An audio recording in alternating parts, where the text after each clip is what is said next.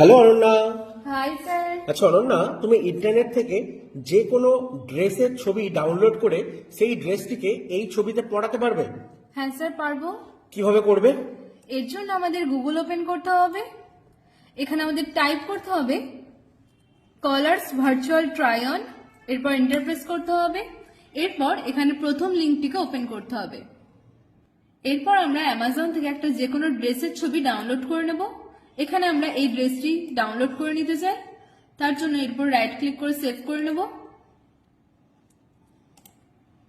এরপর আমরা আগের ওয়েবসাইটটিতে ফিরে যাব এবং স্টেপ 1-এ ছবিটি আপলোড করব। এরপর আমরা স্টেপ 2-এ ডাউনলোড করা ড্রেসের ছবিটি আপলোড করব। এরপর এখানে র্যান্ডম স্পিডটি অফ করব এবং সিটটি ফুল করে দেব। এরপর রান অপশনে ক্লিক করব। এরপর আমাদের কিছুক্ষণ এখানে অপেক্ষা করতে হবে, তাহলে আমাদের পিকচারটি নতুন ড্রেস সমেত চলে আসবে। বাহ, তুমি খুব সুন্দর করে দেখিয়েছো। Thank you sir. ওয়েলকাম।